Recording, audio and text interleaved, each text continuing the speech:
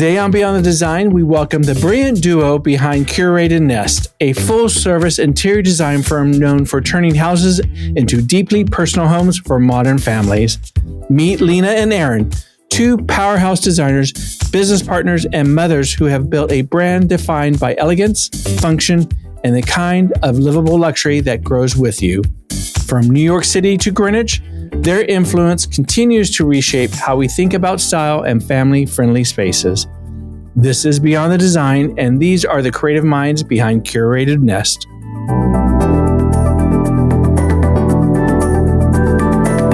Welcome to the show, and let's get started, Lina and Erin. Thank you so much for having us. We're thrilled to be here. Oh, fantastic. Well, we're glad you're here. Well, you both have such a unique paths into the world of design. Can you tell us how your individual journeys led to the creation of Curated Nest? Of course. So I went to college for interior design. So my mom used to always say that, I was always born to be a designer or an architect. She would hear, furniture being pulled and scraped across the floors, and I would just reposition my rooms, at 5 years old. So there was really not a question of what I was going to end up going into.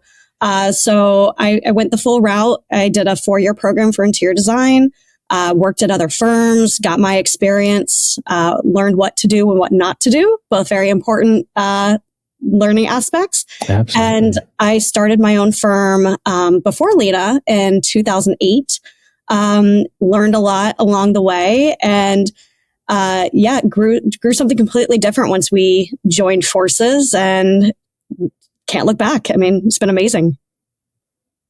Yeah, and my path was very different and non-traditional. I come from a family of doctors, so naturally my plan was to go into healthcare. So I did a master's in public health, and for many years I was a management consultant in the hospital space. And I really liked it. And I started becoming interested in how hospital spaces actually promote healing for patients. Mm-hmm. And how the interior design of a space can generally affect people's wellness, whether it's through healing in a hospital or wellness in their home. And that's kind of what got me thinking, maybe I want to do something more creative, but that still has a little bit of, a little something from that world. So drawing from that inspiration, I decided to go back to school for interior design. And shortly after school, I started practicing on my own. And then I met Erin in New York. And we kind of saw eye to eye in terms of our design philosophy, immediately became friends. And we decided to start Curated Nest from there. Well, the way you two came together is very unique and interesting. Your story started with a mommy meetup in New York, which is unusual. What was it about that initial connection that made you realize you wanted to work together? So Lina and I met. Oh, sorry. My bad. Okay, I'll take this one first, and then we'll switch. Please edit that. So it was an interesting situation. So we were 6 weeks postpartum. We had both had our first babies, and we were at this burrito bar in Brooklyn sharing a bowl of nachos. And we were kind of just like staring at each other like, what have we done? Like terrified. So instead of talking about babies, we naturally gravitated to talking about design. And that was a very calming force in that moment when we were stressed out with our newborns. And so the friendship kind of took off from there, bonding over motherhood, but also kind of talking about design in the middle. And when we would start either designing our own nurseries or playrooms or going to friends' houses, we noticed that everything was just not cute. It was not well designed. It was all primary colors, like with ABC logos or, really basic baby things. And that really made us think, there's got to be a better way. There's got to be a better way to be a parent in New York City or anywhere and have a beautifully designed space. So that's sort of how it took off and got our ideas flowing. So when the ideas started flowing, how did the name Curated Nest come together? Was it because of a nest and family gathering or nesting or? So it's interesting. We actually had a few pivots along the way. I was running at that time my own interior design firm. It was just me and a design assistant. And it was a big change in how I looked at design and the philosophy once I had my son, where things didn't have to be so precious, but at the same time, people's first investments, they wanted to live in a beautiful place that was relaxing at the end of a very stressful day. And we would go and see friends' houses and they were just completely empty. So we knew that we had to change the way we worked in design. As Lina and I were starting to kind of build our friendship, she would come in and help and assist on projects with me. And we realized that we needed to create a completely customized approach for our clients. So it's curated for them. Mm-hmm. There is no, set formula for putting a design together. These are clients who they've already purchased from West Elm and different retail stores, and they're ready for the next new thing. So it was really important for us to get to know the clients and really create something from scratch that is going to sustain their family and their lifestyle and not just look beautiful on Instagram. So Curated really came from a place of wanting to create a design that was specific for them. It's curated for them and it's their home. It's their family. It's a safe space. It's their nest. So it felt right. As soon as we heard it, we were like, that's it. That's it. That's the winner. That's the balance. Well, Lina, how do your diverse backgrounds and skills complement each other in the design process? Well, I think the way our backgrounds brought us to Curated Nest says everything. I had come from a sort of more corporate background. I was working in very much like a business to business environment. And Erin was, running her own business, in interior design. So we kind of brought together the creative and the business side. Mm-hmm. And we both had a little of both, but the two were very complementary, me being a little heavier on kind of process and systems and like how to run a business, and Erin kind of holding down the fort on the creative side and really challenging me on that front. But I think it's not so much that we have complementary skills. I think we just have a strong passion for design. Like we get really excited about fabric or tile, and that motivates us to keep pushing each other and develop new and beautiful things that 10 years ago we wouldn't have thought of. So it's been sort of an organic growth process with our skills coming to bear, but I think it's really the passion for design that really drives us. As I mentioned in the intro, Curated Nest is described style as livable luxury. How do you balance the creating that elegant spaces that are also stand up to the realities of pets and kids and everyday life? So that's the fun part. That's what we get really excited, is actually getting the opportunity to learn our clients, learn their lifestyles, and also educate them, because we want to make sure that they understand every product that is coming into their house, every fabric, every rug fiber. We don't want it to just look nice. We want them to also know how to, keep everything beautiful for years to come. When you end up going to stores and they have, the title performance fabric, well, what does that mean?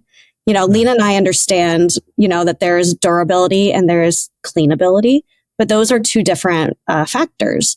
So when we're working on a space, it's really important to know that specific client, if they have pets, if they even are going to have pets in the future. Are they going to have more children? Do they like to eat on the sofa? We're never going to tell them to change their lifestyle. We're going to adapt the home to work for them.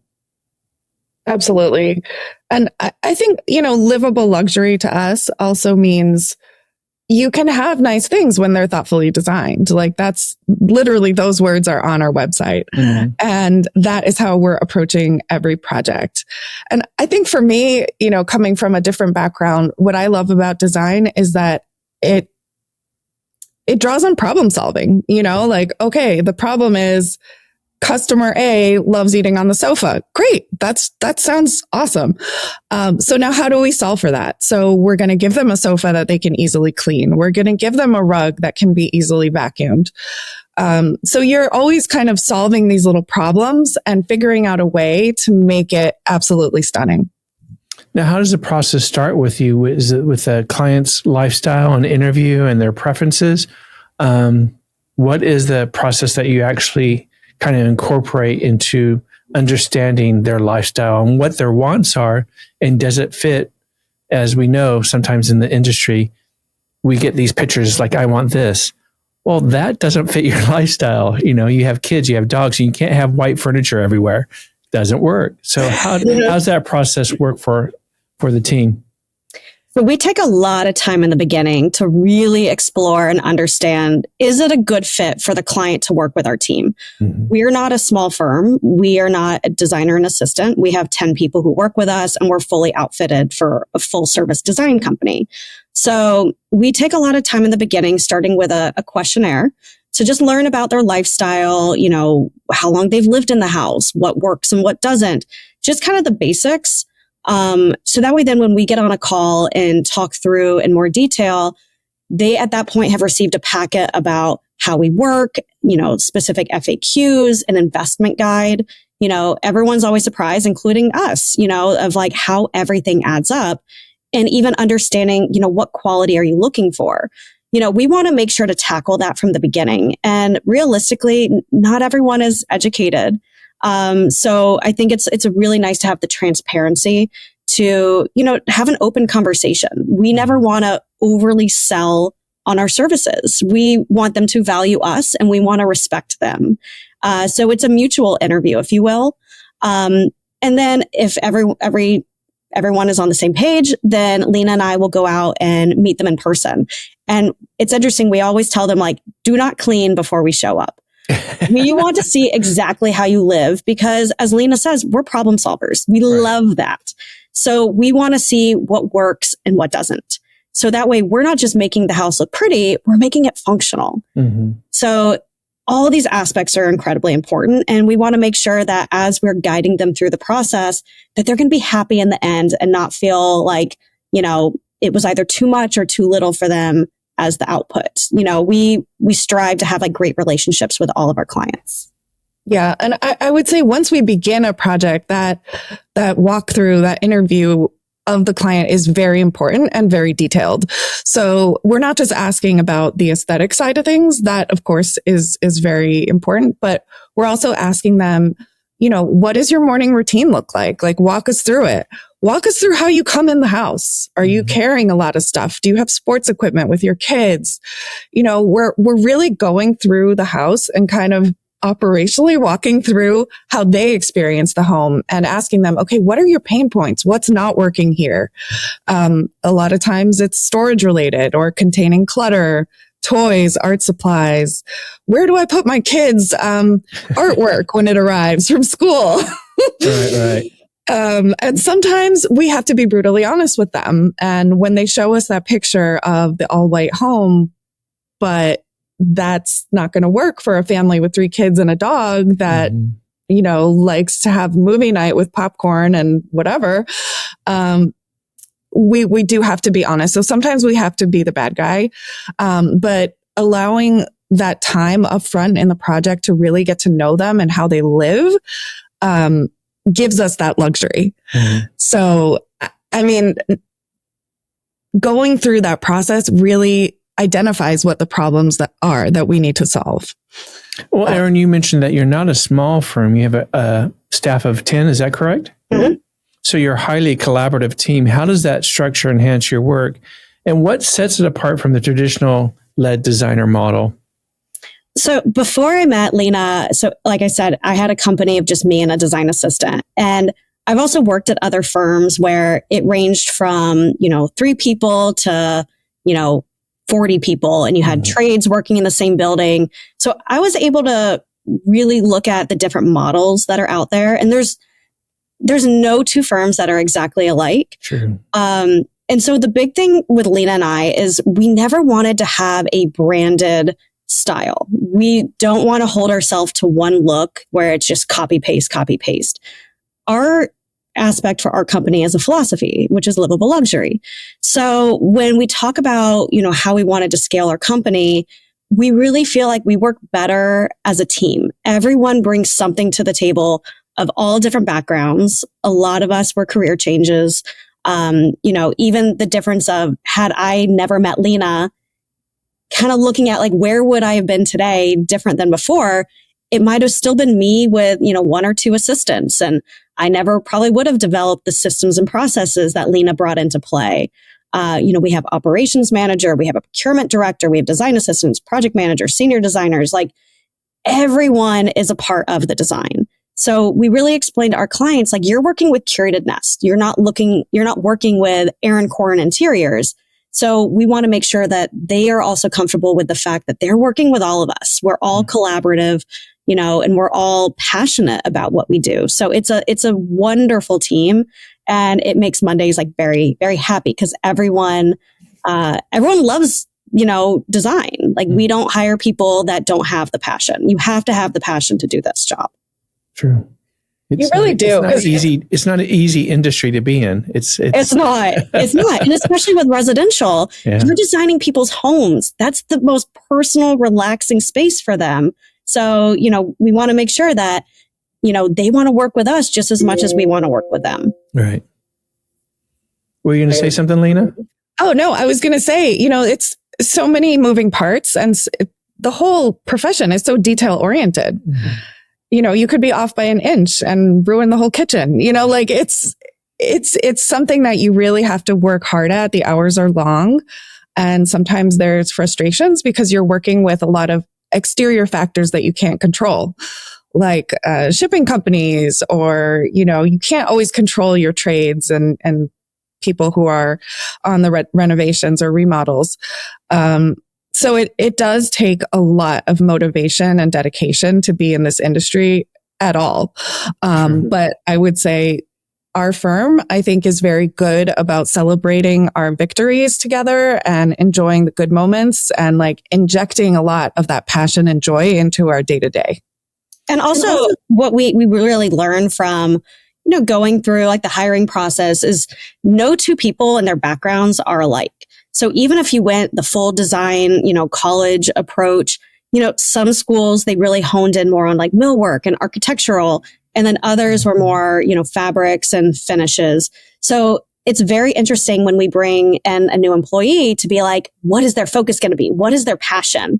And so like if we have, one of our senior designers loves architectural millwork, like we sent her to a trade show and a CEU experience in Atlanta to go and learn all this information and bring it back to the team. So like I said, it's nice where we can learn who has a passion and experience, and they can help to educate all of us. We're all learning, it never ends. Well, plus the industry is ever evolving too. There's always new aspects to it and new products and new ways of doing things and technology and processes to be implemented. Mm-hmm. Well, you've worked on some incredible renovations for families. Is there a project that stands out to you as especially meaningful or challenging that you can think of? I think it's run the gamut, but Lina and I were talking and reminiscing on a lot of our projects, and a few definitely stick out. One of our projects, which was in Westchester, we had a really fun experience working with this family where they were planning to have 4 children. And they wanted to really make it so the house is functional for their family. And it didn't have to go the traditional approach of you walk in and you have your living room. Instead, they wanted that to be a big library, a reading room. They wanted to have space for all the kids to snuggle up together. They wanted everything accessible. Their dining room, they didn't need to have a dining room. So they wanted that to be a homework and craft room. So we got to really pull out all the bells and whistles on this one and just have a lot of fun with colors and pops, and like do a lot of architectural millwork. And it looks fantastic. Like it was a fun one to work with. Yeah. And I think the best testament to it is that they keep hiring us for more. we're on like phase 4. So, yes. They're lovely. So it makes it really special when you get to keep going back again and again. and the house still looks exactly like it did on day one. It really does. Yeah. Well, many of your clients are young families, as you mentioned, moving into their first homes. How do you approach designing spaces that grow with them and meet their evolving needs? And also, families grow, they want more kids, or in-laws move in, and, lifestyle changes. Yeah, totally. I mean, I think the first thing we look at is the function of the home and how we're going to lay out the space. So the space planning aspect is very important. That's the foundation of the project, because we want to create spaces that serve the needs of the person, of the homeowner. Mm-hmm. And thinking about transitions over time, obviously that's something we discuss with our client. Are they planning to have more kids or more pets, or perhaps have an elderly parent start living with them at some point down the line? What are their renovation goals? All that kind of stuff. That's critical to talk about up front. And then in terms of the aesthetic piece, we're really injecting both high and low price points in terms of our design choices. So, for example, we always have investment pieces like case pieces or beautiful, side tables or something sculptural, lighting. But then some of the sort of lower price point pieces can be changed out over time. So things like pillows, maybe art, accessories, so that clients can evolve with their home as their style changes, and not necessarily worry about having to redesign the whole thing in 5 to 7 years. Right. Is there a particular project that you can share with us that really stuck with you in regarding their reaction, the reveal? I guess you could say it's like, wow, we overdid it, and just it was I guess emotional for you, that really resonated. That's like, wow. Lina, do you want to talk about that was your project? Yeah. So, every reveal, we always say it's like Christmas for us, because it's always a joyful moment. We've never had a reveal that wasn't incredibly joyful and wonderful. We also, we make the experience really nice for them. Like, we bring the champagne, we've got music on in the background, candles, lamps on, like all the feels. Wow. Yes. The whole vibe is very, exciting. They feel like they're on a TV show, and we give them not just like, oh, hey, here's your room. It's a full tour. So we really walk them through every surface, everything. We make them touch things. We show them how things work. We show them how maybe we've organized a specific area. A lot of times kids spaces need some organizational support from us. And it truly is a beautiful moment to see them rediscovering their home, or sometimes discovering it for the first time. One client I had, we redid her really, really dated basement. It literally had, what are those called? The acoustic tiles? The acoustic tile ceiling. Yes. And it was the very late 80s moments. Oh, yes. wow. Yes. But the space and the light was amazing. So we knew we had a lot to work with. And we transformed it into a gigantic playroom with all sorts of different zones, and created, new partitions. It was a really cool design. And when our client came down to see it with her 3 kids, there was a climbing wall that we had put in, and immediately the kids started climbing. Oh, it's wow. like we had told them what to do. I mean, it was like an reactionary.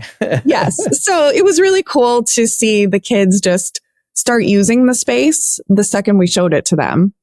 And of course, the parents' reaction was wonderful. I mean, there was tears. They were very, very excited to see their own kids happy. And that moment just building on itself was truly incredible. And there's another one that ironically is also another basement. I think that they're just so incredibly satisfying because they're dark. They're kind of the space that's forgotten, by architects. So we have a lot of fun with basements, and there's one that we worked on last year, and they had no idea how to use the space. It was just a gigantic open area. So we got to really play like a puzzle for the entire area. And when it was all done and we walked through with the client, I remember the husband said, I could have bought a house in St. Barth's, but this was worth it. Well, maybe he will now and then have you design it. Yes, that sounds great. That would be ideal. I'll email them and drop that little carrot. Yeah. Well, you put it out there, it happens. Well, how do you stay ahead of design trends? As I mentioned, social media and television and Pinterest, there's ever constant trends that people are trying to latch onto, and sometimes it just doesn't fit within their lifestyle. So while ensuring and addressing the client's needs, how do you create timeless and functional spaces for years to come for clients? Lina, do you want to say? Oh, sure. So, one way we stay on top of trends is by going to trade shows. I mean, that's a very hands-on way. It's a big time commitment, but we go to High Point every year. Sometimes Erin usually goes twice a year. Yeah. I usually go once a year. We go to other trade shows locally. Sometimes we fly some of our team to go to shows. And that's a great way to actually interact with the trends and really touch and feel everything. We go to a lot of lectures when we're there as well. We take advantage of the educational opportunities. And that is probably the most valuable thing we do. The other thing, we're constantly networking within our market. We're always going to events. We love it when there's a cool presentation attached to it, where it's not just like, right, networking. Right. And all of those are incredibly enriching. And then, of course, we're always on Instagram and Pinterest and social media. We're always, there's a few designers we love to follow, and we love seeing when their work is published. And honestly, it's fun for us. This is like a fun part of our job that I think a lot of people don't get in their work. Sure. So, trends themselves aren't necessarily the most important piece. For us, we look at it more like education. Mm-hmm. Did you want to share something, Erin? Okay, I was also going to say it's interesting to see like how the trends are being forecasted.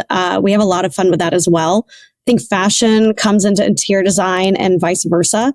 For about 10 years, it was always modern farmhouse. Mm-hmm. Like if another person asked me for a modern farmhouse style, we'll have some words. I can't do it anymore.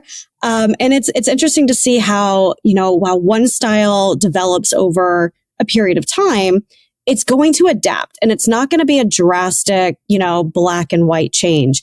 It's going to just, age nicely. And so, being able to educate our clients of how these styles are going to transition slowly, and therefore how we're going to be able to adapt it in their home.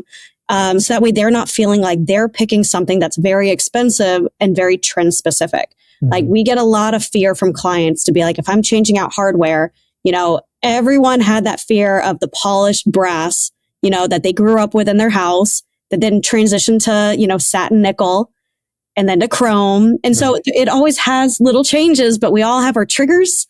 So being able to educate them to be like, where you're going to invest, where it's going to, fall flat, and where it's worth putting your money. So that way they feel like they're being guided the right way, and we're comfortable to be able to direct them without them coming back 3 months later and being like, see, satin brass is on the way out. So as Lina was saying, like, one of our team members went to the kitchen and bath show in Vegas a few weeks ago, and a lot of the different vendors are coming out with a new finish. I think it's almost like a black silver. I think it's like titanium, nickel. And, we talk with our team, is this going to work well with the design styles, or is it trendy? And ultimately, we get to work with the client to determine, if it's right for them. Yeah. And I think the thing about trends is really around the forecasting. It's like not just understanding the trend itself, like, oh, boucle is now in style. It's more understanding why what's the reason for this trend? It's not just like someone pulled it out of thin air. There's reasons for certain trends, and it usually reflects, social, political, economic changes, cultural changes. So it's important to stay informed, on the reasons why these trends are coming about. And we saw with COVID, that was like a huge impetus for new trends and for different styles of architecture and how to lay out a space. People wanted less open concept and a lot more private spaces in their homes. They wanted more specialized spaces, more entertaining spaces. There's sort of this sense of return to the home as the primary place of gathering. True. So we're seeing that reflected in the trends now. We're seeing a lot of like emphasis on the cozy side of things and sumptuous fabrics that are very tactile. We're seeing, pattern upon pattern upon pattern. So there's lots of ways you can kind of break down trends, but I think is just understanding where they come from is the most important thing. And that helps us, as Erin was saying, with the titanium nickel or whatever you want to call it, the gunmetal, is like understanding whether that's going to have longevity or is it just a moment. True. Yeah, very, very true. Well, just like sustainability and eco-friendly products, people thought that was a trend, but it's an awareness. Mm-hmm. And it's a global thing, so longevity, and you're being globally friendly, and it's here to stay. It's not a trend, but one trend I'm thankfully is not back is high-low carpet or avocado carpet. It'll be back. Everything comes and goes. True. But you hit on a point. It's also driven and connected to fashion. Mm-hmm. So fashion, it sometimes takes a lead, and sometimes interior design takes a lead. They kind of overlap. So if avocado green comes back, oh, it's going to happen. Look at color. They have the colored sinks and colored toilets right now. That's yeah. Mm. The question will be the longevity, and is it going to get really picked up, or is it going to be short lived? So that'll be the question. And putting those bolder moments in an area that might not be as big of a statement that you see day in, day out, but maybe you do something fun like a cool avocado green sink in your laundry room. Right. It could work. I might accept that one. What have been some of the biggest challenges in running your own firm? It's a question for both of you independently because, Erin, you've actually had your own firm. So what changes and challenges have occurred on this journey, being on your own and now partnering with a collective and a collaborative with Lina? And Lina, coming into this, what has your journey been that you're surprised about that you didn't know coming to this field? I think the big aspect of that is, where do you want to grow? Where's the ultimate goal? Because with interior design, there's so many routes that you can go down. Mm-hmm. And like we said earlier, there's no two design firms that are alike. So I think the big thing is like, what is the passion? Going from having my own firm where I was doing everything with an assistant was very daunting. And then once you go down the path of being a parent, your priorities change, and you really want to focus on the areas that you're really good at and have the support on the areas that you're not as good at. So the big learning factor was going from a firm that was small to going to a scalable firm where I can figure out what I want to focus on and then bring to the table the others who can do it better, and being able to take a step back. The art of delegation does not come easy, but once you're able to really manage it and understand the pros that come with it, was the biggest game changer I felt. And that was really the biggest change when Lina and I met, is that she was able to bring the corporate background into our company. And it took a while at the beginning, even hiring, a new employee. I had to see the math. I did not understand how it could better our company. And now I'm like, what was I thinking? Why didn't we do this sooner? Yeah, I think for me, it's in the same vein. Coming from a corporate background where everything was so structured and there was a very clear path, and every year you tried to get a certain promotion or whatever. Right. being a small business owner, you can chart your path. And that is so liberating. It's not as easy now that we have 10 people on our team, but when we first got started, it was easy to be nimble and agile. And that really opened my eyes to the possibilities and where we could take this business. And the idea that we could determine, what do we actually want our day to day to look like? Like, a lot of times you get advice from other designers or coaches, and they say, well, you have to have a podcast, or you have to do this on Instagram, or you have to do all these things. And it's like, well, I don't know if I really want to. Right. And, that's awesome. So that has been a wonderful experience for me, is just learning that in a small business, you can really chart your path, as long as, of course, the finances are all there and working. You get to decide what your goals are. And maybe that is more focused on design. Maybe it's more focused on product. Whatever it is, you should always consider your goals first. And be true to yourself, and then you still enjoy it. I mean, that's, as I've said before, this is not an easy industry to be in. There is rejection, and client relationships are sometimes hard and difficult, and you have to keep with it constantly. So you have to love what you do. Absolutely. And be a people person. Yeah, because it's a consumer-based industry. So, when you're in a creative design, one of the things that we really have to make sure each client understands is that it's creative freedom. We want to make sure that they feel comfortable with what we're bringing to the table, but there's not necessarily a right or wrong. And so, if a client comes to us from that initial job form questionnaire and says they need to see every option and to know which one they want to go with, and we're just like, that's not going to work for us.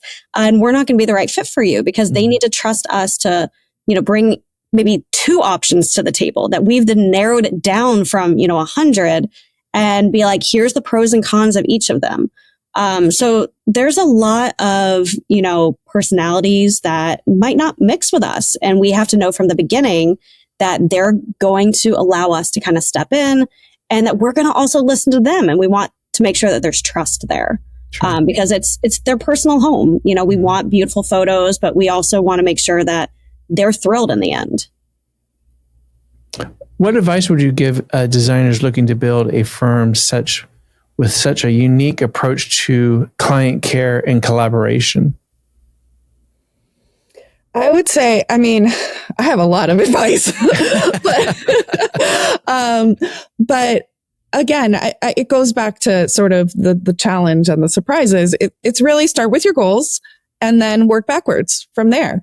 And don't just think about business goals, also lifestyle goals. Typically interior designers are running a small business, a small team, maybe they're a solo team. So it's really thinking about how you want to craft your life and working backwards from there and structuring your firm in that manner. For us, we wanted to get to a certain level that we could be choosy about the projects that we take on, to ensure that not only that we would be profitable as a firm, but also that we would have some creative excitement. You don't want to do the same project over and over again. I mean, the modern farmhouse thing, it's like, oh gosh, not another one. But I would say start there. Another thing is don't be afraid to delegate. That was a lesson that we learned, and hire people who are going to support and complement you. A lot of times that's like a bookkeeper or an accountant, but a design assistant. You can't be great at everything. You can't be great at everything. There's not enough hours in the day. Yeah. So that's one way that you can, as a creative, that you can gain leverage and either grow your business or mold it into the business that you want. There's one thing to be said for someone that likes to wear many hats, but at some point, your head's not that big and you don't have that many, you have to start handing off and delegate. That was a very hard lesson for me, because I was coming from a background where I did everything. That was really tough. And also I think we got to a certain certain points as we were scaling, where I would turn to Lina and just be like, I don't want to just be doing business. It's as they say, it's 80% business, 20%, creative. Mm-hmm. And I didn't want my day in and day out to just be business related. So we hired an operations manager so I can, collaborate directly with her to do, payroll and to do, Q1 check-ins and make sure, what our goals are going to be, so it's like we have now a team that is collaboratively working with Lina and myself to put all this information together so we can really focus on what we're good at, but we can also help to, be a part of all the business aspects. Mm-hmm. Yeah. One other piece of advice I would give to aspiring designers is don't be afraid to put yourself out there. Just say yes. Like good things will come to you. You're not going to hit every opportunity, but if you don't even try, you never will. So say yes and, take on the opportunity to do maybe a less desirable project, but that might be a great place to experiment with a new material. Mm. You never know. So when you're building your firm, you're not going to be able to be as choosy, but put yourself out there, go to the networking events, get to know other people, see what they're doing. You just never know. And sometimes your network will really help you in the future. So don't forget about those things, I guess, is what I would say for young designers. Well, as the saying goes, there's always a door that's going to open for you. So take the chance and see where it leads you. And it's interesting because even as, our company is always adapting. It's always trying different things. Like last year we did our first, show house, and we also did a TV show. And, some of the experiences, like you finish it and you're just like, I would do that again, or like, nope, won't do that again. And there's nothing wrong with that. It's all about the experience. Mm-hmm. It's exciting to kind of try new stuff, otherwise, just as design gets stale, you want your day to day to be exciting. And, it always kind of keeps it a little spicy. It's fun. True. Yeah. Try a podcast. And I was like, wink. Hey, you never know. Tell us a little bit about some of the projects that you're currently working on. Is there anything that's really exciting that you can talk about, or directions for Curated Nest on the horizon that you can share with us? We're definitely expanding our territory. When we first started, we were in the city. So Lina and I were both living in Brooklyn, and almost all of our jobs were city-based. And then we both ended up moving out of the city. And most of our clients then, we made the choice that we would rather be designing in the suburbs. So like Westchester, Southern Connecticut, mm-hmm. Because it's easy to go back and forth. If you have, 2 or 3 projects, now we're doing about 25 a year. So we've been trying to still keep to our designated area, but, we're now expanding into like the Hamptons. We're further out in New Jersey. So, we're seeing that be kind of the common trend is we're exploring other areas.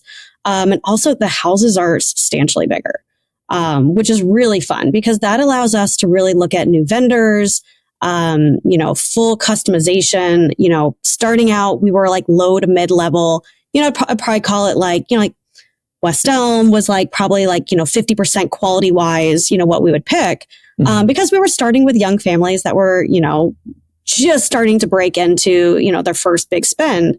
And now we're with people who have, second, third homes. And it's been like a big change for us, but it's also really exciting because we get to, test our own, design knowledge and, explore different vendors and products.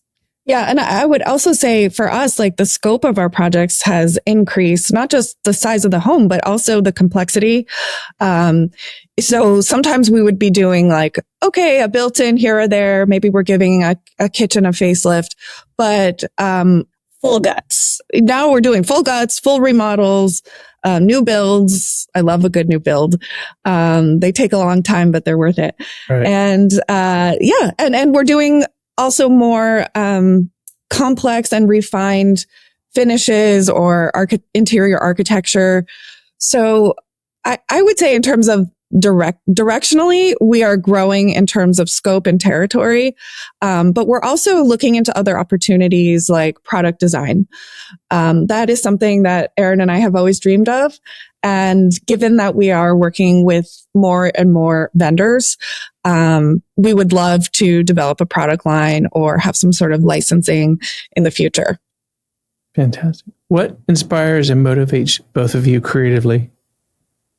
I think for me, it's variety. I think, as Lina and I were saying, it's like I would have a hard time coming up with one style and just copy paste. Like I like to, get a new wallpaper, and I can, in my head, within 5 minutes, envision the entire room put together, and I get very excited about that. So if I were to have to do the same thing over and over, I feel like it would get stale to me. And I think that's really important to see, how we adapt our company to make sure that we don't put ourselves into that position, because we want to feel fulfilled. Right. We want to, be excited about Monday and work with our clients. We want to work with good people. We take a lot of effort and pride in making sure that we're doing our due diligence to make sure that, we're thrilled in the end and they're thrilled for years to come. When you look back on your careers, what do you hope Curated Nest will be remembered for in the world of design? Erin, do you want to take that? Well, you. You go first. No, you go first. I think the big thing for me would be the fact that I want to, like I said, educate our clients. We're not trying to create something that is necessarily a new idea, a new method, but it's taking the education and delivering upon that to our clients. So that way they're able to really maintain their home. They feel like that they've invested and not been swindled to buy something that is going to look good day one and that's it.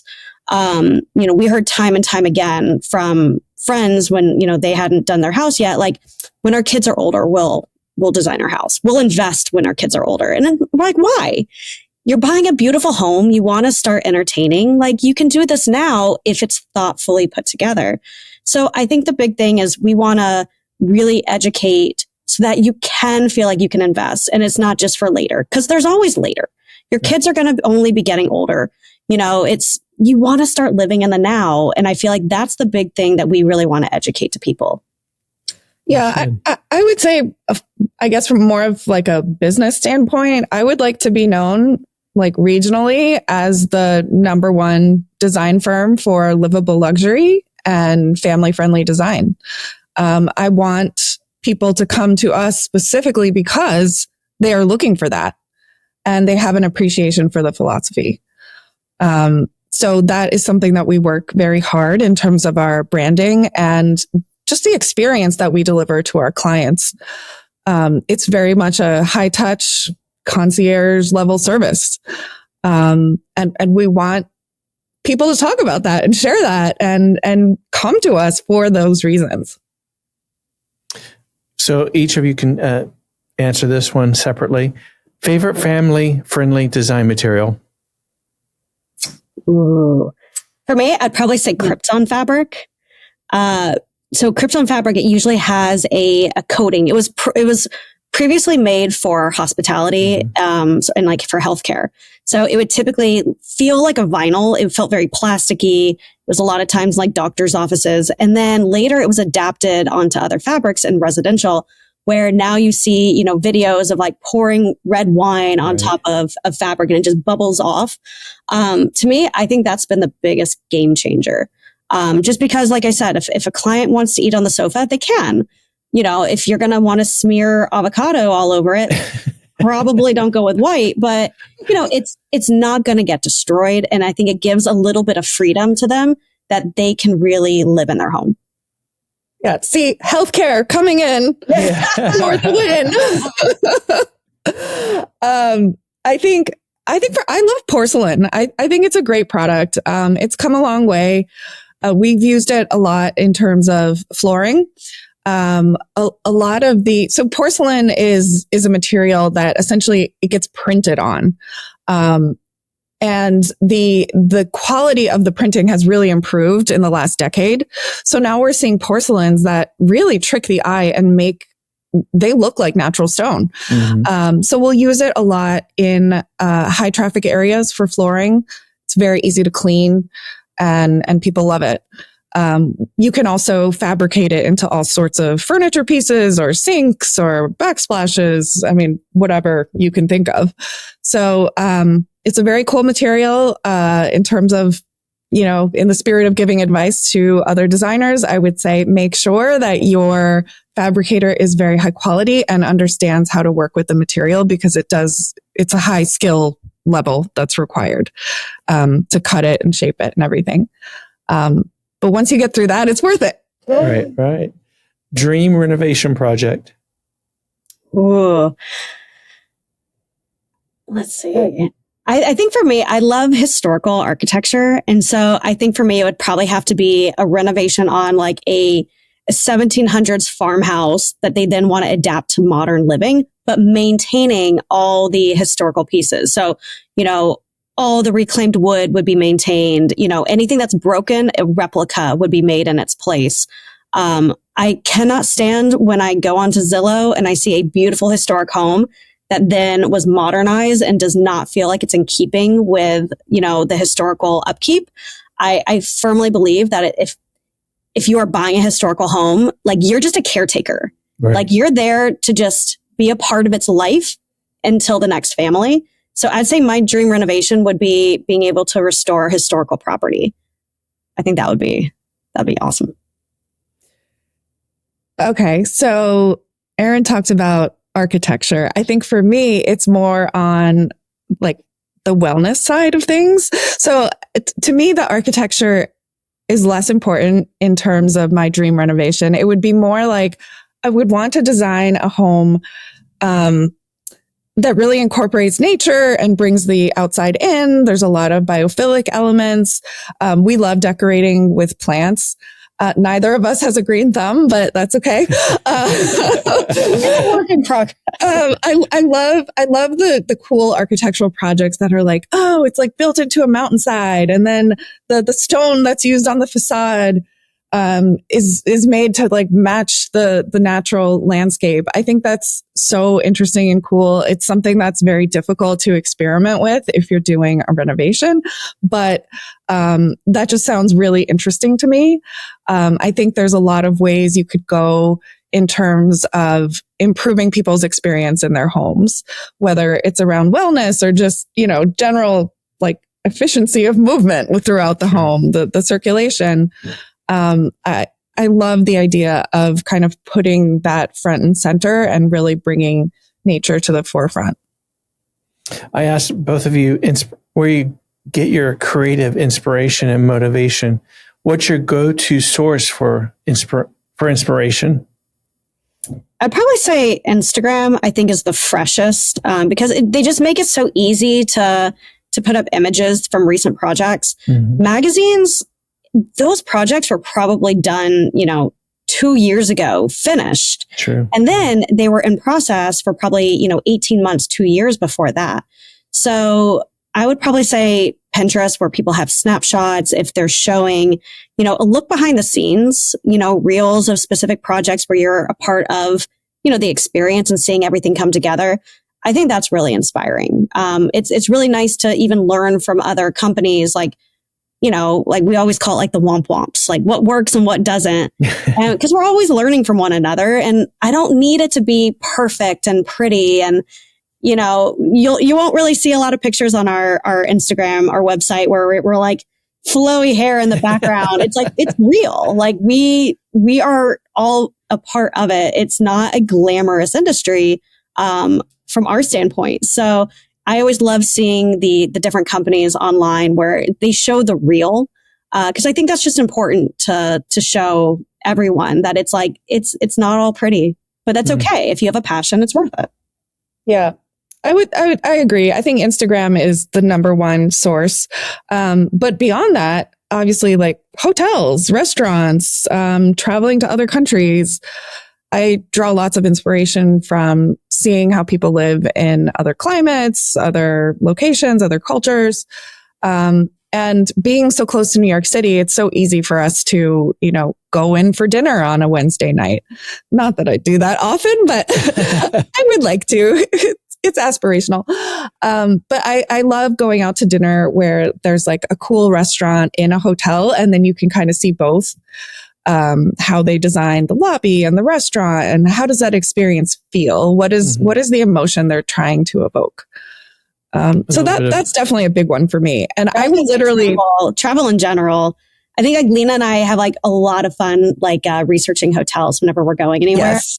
Where it's like, I don't care like if I'm actually even going to be like sleeping there. I'm like, but what does the lobby look like? What does the restaurant look like? Do they have afternoon tea? Like, what is the experience that I'm going to be achieving from this? Like, and we want to put that into the houses. It's the experience. It's not just, I sleep there, but it's what experience are you trying to achieve? Mm-hmm. Yeah, that's a huge source. I mean, I think Erin and I will literally sit in a restaurant and be like, here's what I would have done. Look at that over there. Yeah. That goes with the territory. We see all the details, the things that people don't see. Oh, yeah. We know how the sausage gets made. Yep. Well, Erin and Lina, is there anything else you'd like to share about yourselves or Curated Nest before we wrap up? No, I think the big thing is just making sure, that people understand that there's no right or wrong when you're starting your company. There's no direct path. There's so many options out there. And I think it's just determining, what do you want in your life? What is going to make you happy and feel fulfilled? And try it. And if you decide something works or doesn't, pivot. There's no reason why you can't explore and see what you like, and, just try it. Like Lina says, like, just go for it. It's a really wonderful industry to be in, full of creative people. And it's a very open community also. In the past, it was very closed off. It was always hush hush. No one talked about, their design rates or what to do. And now it's a completely different, outlook, and which is very exciting for new designers. Yeah, I would also say that, one thing that because I have to say this, one thing that was very important to us, and I think continues to be, is really providing a sense of mentorship and coaching to our team. It's important to be continually developing ourselves as professionals, but also as people. And we take that very seriously when making decisions within our firm.